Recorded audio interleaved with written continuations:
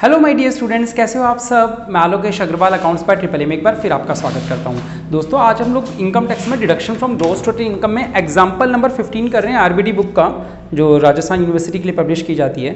ये सवाल है और इस पेज पे आंसर है, आप देखना चाहो। चलो एक सवाल देखते हैं। ये मिसलेनियस इलस्ट्रेशन के अंदर एग्जाम्पल नंबर 15 मिस्टर चंपालाल का सवाल है। चलेगा तो mister Champalal who is totally blind, ठीक है, बहुत इंपॉर्टेंट बात पहली लाइन में लिख दी। इसका क्या असर आएगा हमारे सवाल पे, हु इज टोटली ब्लाइंड। बिल्कुल सही, 80U। और 80U में टोटली ब्लाइंड है तो कितनी छूट मिलेगी? दो लिमिट्स थी। डिपेंडेंट में मत जाओ आप, 80U में आ गए। 80U जिसमें आप खुद ही बीमार हो, तो इसमें कितनी छूट मिलती है? 75,000 रुपीज़ की 80U में मिल जाएगी। बिल्कुल सही, ठीक है। अच्छा 75 तो तब मिलती है अगर 40%, उससे ज़्यादा। ये तो फुल्ली ब्लाइंड है ना, तो फुल्ली ब्लाइंड वाले में तो मैक्सिमम लिमिट 1,25,000, 1,25,000 की लिमिट है। ठीक है, मिल गया। 80U बहुत दिन पहले पढ़ाया था, जिस दिन 80DD पढ़ाया है ना, उसी दिन 80U भी पढ़ाया है। ये तो याद है, सेम थे ना। हाँ, दोनों के लिए सेम था। 80DD वाले में ही मिलेगा 80U। 80D वाला पॉइंट कहाँ है? ये रहा 75 और 1,25,, 80% से ज़्यादा हो तो 1,25,000। ये टोटली ब्लाइंड है, इसका मतलब 80% से ज़्यादा है, तो ये 1,25,000 की कैटेगरी में 80U आ जाएगा। अंडरलाइन कर लो टोटली ब्लाइंड को, ठीक है, और 1,25,000 लिख लो। अच्छा आगे क्या लिखा हुआ है, पहले सवाल एक बार पढ़ लेते हैं ताकि सवाल दिमाग में चले जाए क्या क्या था। Compute his total income. अब पहले दे रखा है सैलरी रिसीव्ड दे रखी है पर मंथ, तो सैलरी रिसीव्ड दे रखी है, तो याद रखना कि इसमें से डिडक्शन भी माइनस होगी 16(1) वाली। कितनी माइनस होगी बेटा निकिता? 16(1) में कितनी माइनस होती है अमाउंट?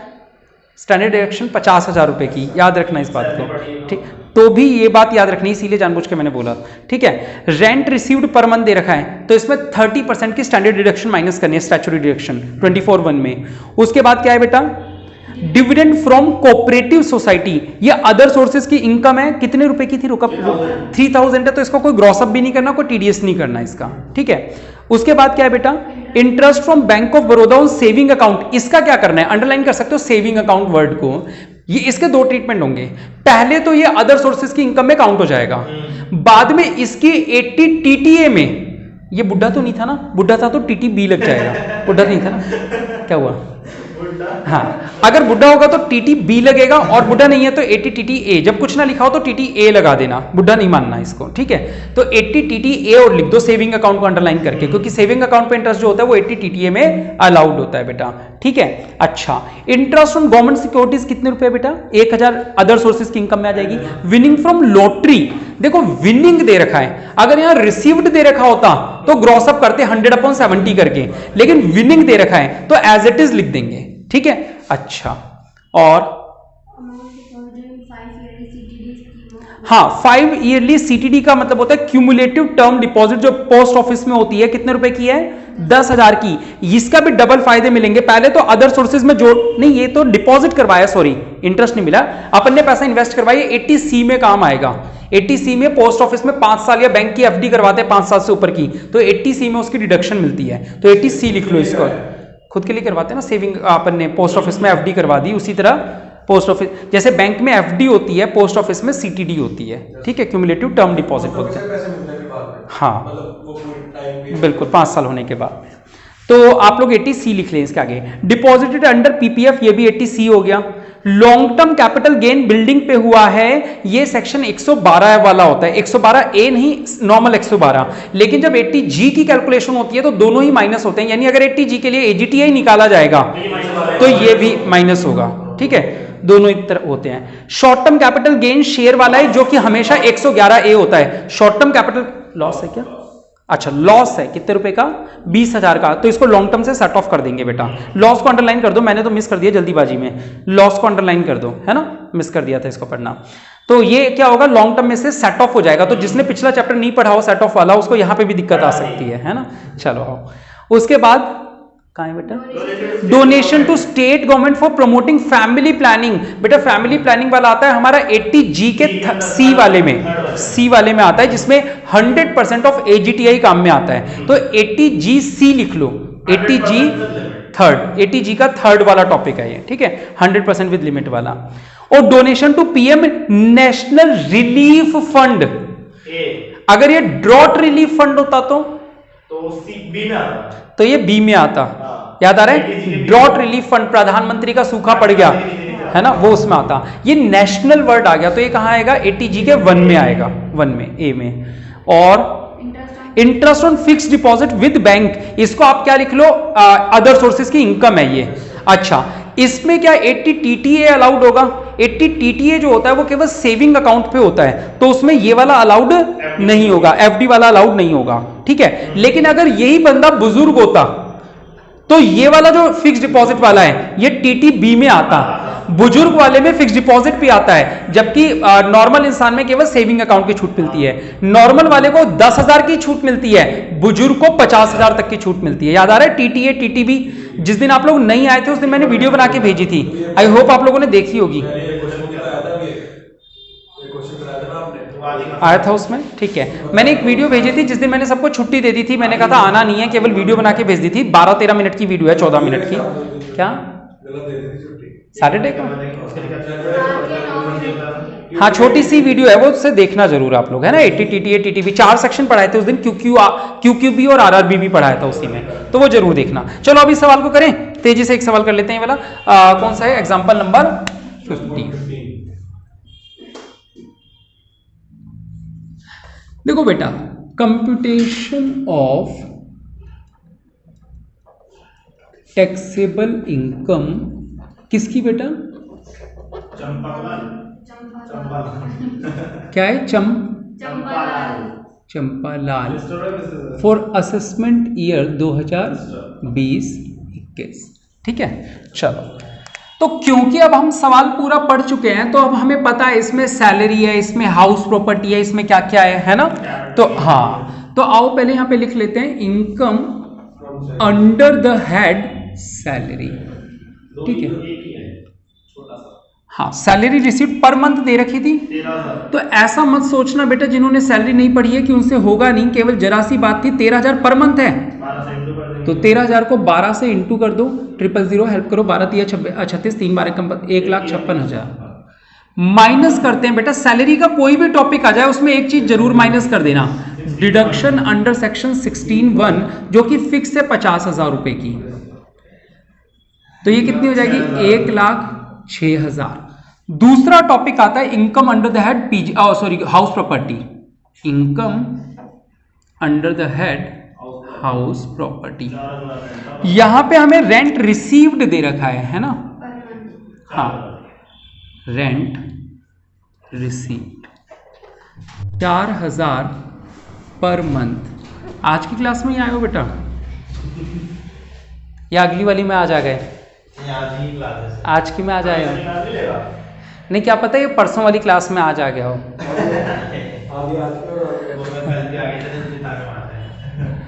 रेंट रिसीव्ड 48,000 लेस, इसमें से क्या लेस होती है? Statutory deduction.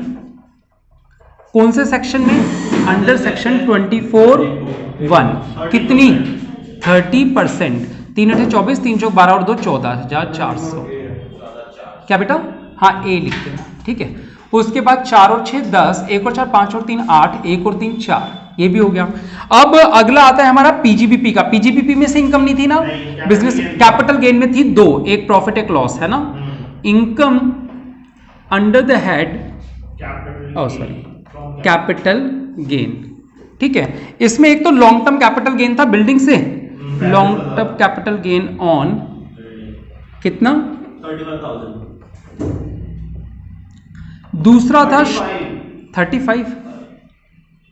दूसरा था short term capital loss on sale of shares, कितना?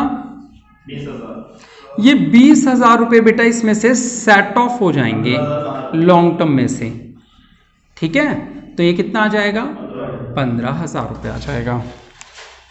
अच्छा, अब क्या है? Other sources. Income under the head other sources, यहां बहुत सारी थी, एक एक करके ढूंढो, कोई छूटे ना। एक बार रेंट रिसीव्ड हो गया। डिविडेंड फ्रॉम कोऑपरेटिव सोसाइटी, ऊपर से पढ़ना चालू करके देखते रहो एक बार। डिविडेंड फ्रॉम कोऑपरेटिव सोसाइटी कितना बेटा 3000।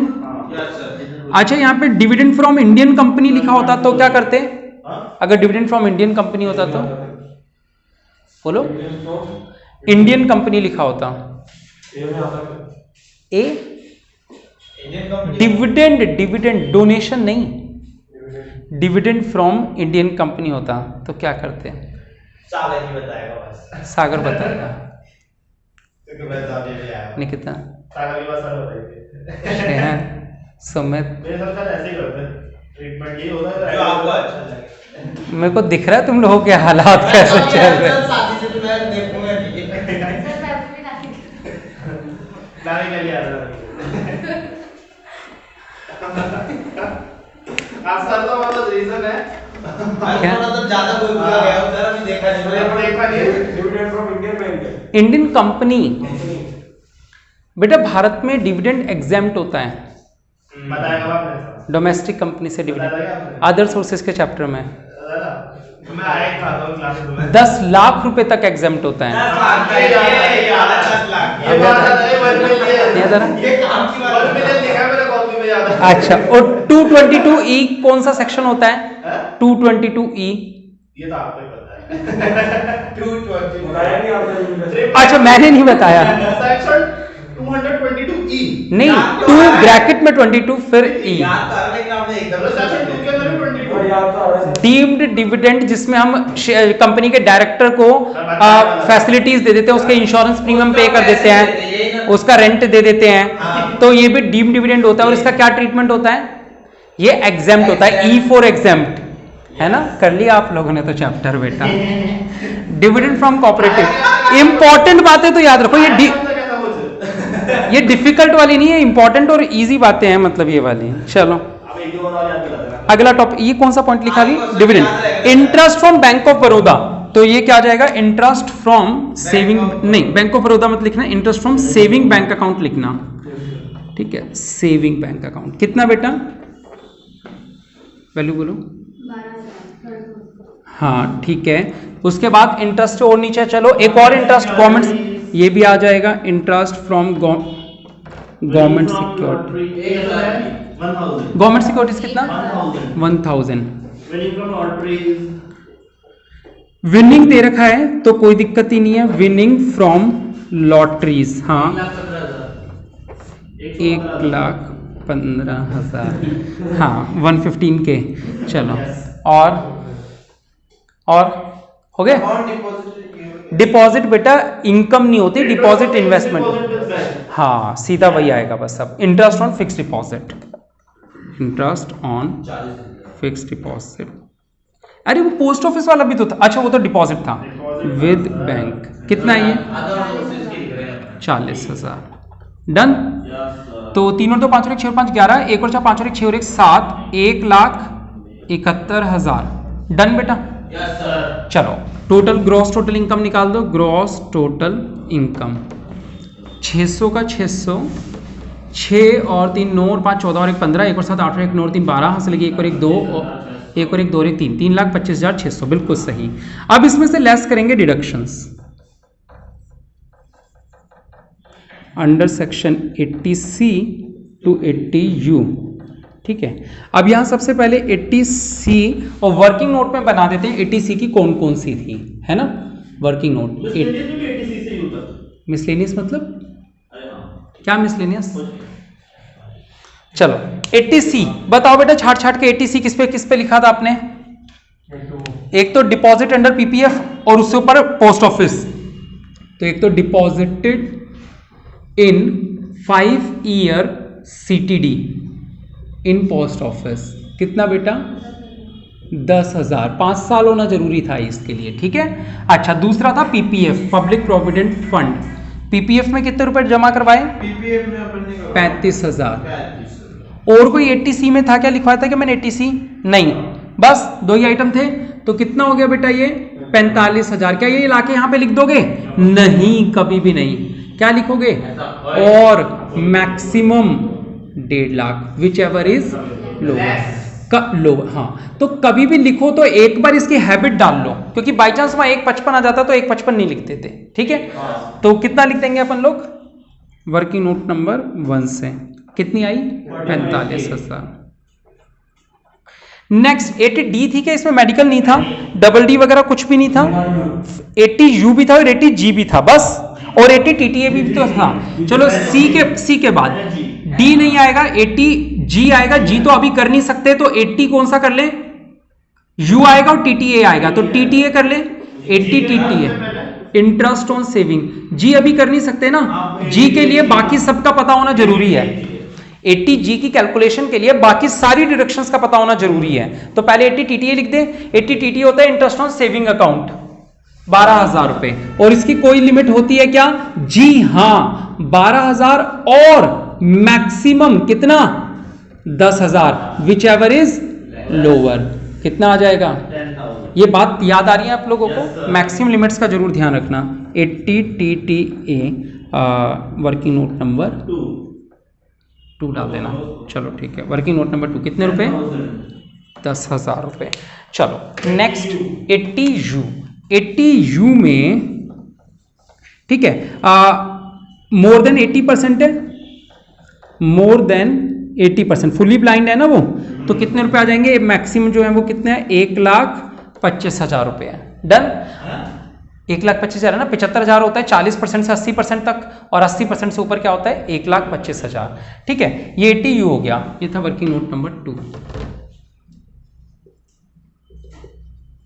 अब बनाते हैं working note number 3, 80G। 80G में ABCDE अलग अलग कर देते हैं। A बताओ, A में था ना एक वो नेशनल वाला, donation to PM national relief fund, PM national relief fund, कितना बेटा 40,000। A में तो यही था। B में था एक, B में कितना था, B में कोई नहीं था, डॉट लिफ। C में था, B में कोई नहीं था, C में 100% और 100% ऑफ और 10% off AGTI। Donation to state government for promoting. अरे कम, चलो ठीक है पहले वो लिख दो, donation to state government for family planning, कितने रुपए 18,000। 18,000। अब इस 18,000 को कंपेयर करते हैं किससे, इसको कंपेयर करते हैं 10% ऑफ AGTI से, है ना। तो पहले AGTI निकाल लें, AGTI। अच्छा D में तो कुछ नहीं है ना, बस 2 ही डोनेशन थे क्या, 2 ही डोनेशन थे ना, D में कुछ नहीं है। चलो ठीक है, तो AGTI कैसे निकालते हैं, AGTI का फार्मूला होता है GTI minus long term capital gain under section 112 and 112A minus short term capital gain 111A वाला, ठीक है, और एक और माइनस होता है जो काम का नहीं है, तो ग्रॉस टोटल, हाँ माइनस, बिल्कुल सही, minus deductions under section 80C to 80U except 80G। ठीक है, और सॉल्व करते हैं। GTI 3,25,600, इसमें लॉन्ग टर्म कैपिटल गेन कितना जुड़ा हुआ है, शॉर्ट टर्म कैपिटल गेन है ही नहीं। डिडक्शन अंडर सेक्शन 80C से 80U तक में ये 3 आ जाएंगी, 45 है ना, तो यहां लिख देता हूं 45,000, 10,000 और 1,25,000। आओ 3,25,600 में से 1 घटा दो तो 3,10,600 माइनस 45, 55, 60, 1,80, कितना जाएगा 1,30,600। ठीक है, इसका 10% बस, AGTI तो आई गई, तो 1,30,600 का 10% 13,000। ठीक है, विच एवर इज लोअर। एक बार मैच करना, सही आ रही है क्या, हाँ गलत लिखा, 13,060 आएगा, 1360 आएगा, नहीं 13,060, 13,060 आएगा। एक बार मैच करना, सही है गलत है, 13 सही है ना, सही है, 13 सही है, 40 और 13 53 60 सही है। ठीक है, डन। हाँ, लोअर कितना आ गया इन दोनों में से, इनको कंपेयर किया तो कौन सा लोअर आ गया, 13,060। ठीक है, तो अब इन दोनों को जोड़ देंगे तो कितना हो जाएगा टोटल डिडक्शन, 53,000। हाँ, C में इतना सा करना, D में 50% करना था। D में इसके बाद 50% करते हैं, जो लोअर आ जाता है उसके बाद 50%। हाँ, तो अब यहां पे आ जाएंगे 80G। और वर्किंग नोट नंबर 3, तो यहाँ लिख देता हूँ, एक तो 40,000 थी और दूसरी थी 13,060, तो कितनी आ गई 53,060। अब इन सबको जोड़ के बाहर लिख दो, कितनी डिडक्शन हो गई 60, 0, 3 और 5 8 5 13, 1 और 5 6 और 2 8 और 1 और 5 6 और 2 8 और 1 9 और 4 13, 1 और 1 2 2 कितना ये आ रहा है मेरा तो, हाँ 6 और 4 10, 1 और 5 6, 3 और 2 5, 3 और 9 12, 1 और 2 3, बस 92,540 इनकी टैक्सेबल इनकम आ रही होगी। चेक कर लो 92,000 कितना हुआ? गलत आ रही है, अरे रिस्ट्रिक्शन भी तो है, बिल्कुल बिल्कुल रिस्ट्रिक्शन भी है। यहाँ पे रिस्ट्रिक्शन लग जाएगी अभी कि ये जो गेन पे होता है ना लॉन्ग टर्म कैपिटल गेन, उस पर तो डिडक्शन मिलती नहीं है, ठीक है। एक तो लॉन्ग टर्म कैपिटल गेन पे डिडक्शन नहीं मिलती, एक लॉटरी पे नहीं मिलती, लॉटरी पे नहीं मिलती ना डिडक्शन, ठीक है। किस पे? हाँ, एक लॉन्ग टर्म कैपिटल गेन पे नहीं निकलती, यानी कि 1,30,000 रुपए पे डिडक्शन नहीं मिल सकती। तो डिडक्शन मिल कितनी सकती है? मैक्सिमम डिडक्शन अलाउड, देखो 3,25,600 की इनकम थी, उसमें से लॉन्ग टर्म कैपिटल गेन पे और लॉटरी पे सरकार आपको छूट नहीं देगी, तो कितने कितने रुपए माइनस कर दूं? 1,15,000 और 15,000, 1,30,000 कम करो एक बार इसमें से, कितना हुआ? 1,30,000 कम कर दो 25, हेल्प करो ना, कैलकुलेटर नहीं लाए क्या? 30 है ना, तो 5 और 5 10, 1 और 2 3 और कितना, ये 1,30 है, अब कर लो, ये लो 600 हो गया। तो अब कितना करना है? 5 का 5, 3 और 9 12 हासिल किए, 1 और 2 और 1 3, 1,95,000, यानी हमें छूट कितने रुपए पे मिल सकती है? 1,95,600। तो ये वाली इनकम माइनस हो जाएगी क्या? ये डिडक्शन माइनस हो जाएगी क्या? नहीं। मैक्सिमम कितनी ले पाएंगे? 1,95,600। ये एक इंपॉर्टेंट पॉइंट था इस सवाल का, हाँ ये लिख देना रेड से, ठीक है। तो ये कितने आ जाएगा टैक्सेबल इनकम? अब निकालो, 600 से 600 माइनस 5 और 5 10, ओ सॉरी 5 0, 9 और 3 12, 1 और 1 2 और 1 3, 1,30,000। आंसर मैच करो। हाँ, तो एक और खास बात इस सवाल की, जो इंपॉर्टेंट बात थी, जो नोटिस करने की थी, वो क्या थी? सरकार हमें लॉन्ग टर्म कैपिटल गेन पे, लॉटरी इनकम पे, इन पे जो होती है सरकार डिडक्शन नहीं देती। सरकार को लॉन्ग टर्म कैपिटल गेन पे तो स्ट्रेट फॉरवर्ड 20% का टैक्स चाहिए, सरकार लॉटरी इनकम पे स्ट्रेट फॉरवर्ड 30% का टैक्स चाहती है, तो सरकार इन पे हमें छूट नहीं देती है। तो ये पॉइंट आप लोगों को मैंने पहले भी शायद किसी न किसी सवाल में बताया हुआ है, वहां पे ये ओवर एक्सीड कर रहा होगा ना, लगाया नहीं होगा, हाँ लगाओ, हाँ तो वही लगाओ ना, वही तो बोल रहा हूँ, लगाओ उसके अंदर, उसमें एक्सीड कर गया होगा। 80C से, हाँ मैंने आपको जिस दिन पिछली क्लास हुई थी उसमें भी शायद ये बताया था कि इस चैप्टर की शुरुआत में ही ये बताया जाता है, जब चैप्टर शुरुआत होती है तो ये बताया जाता है कि भाई किस किस टॉपिक में से डिडक्शन अलाउड नहीं है।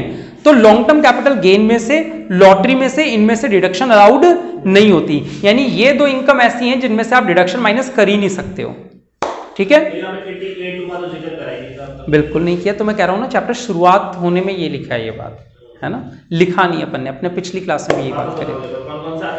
लॉन्ग टर्म कैपिटल गेन पे, लॉटरी पे, ठीक है, 30% का टैक्स रेट और किस पे होता है? लॉटरी पे होता है, और शायद ये हॉर्स रेस वगैरह जो होते हैं इन पे भी होता है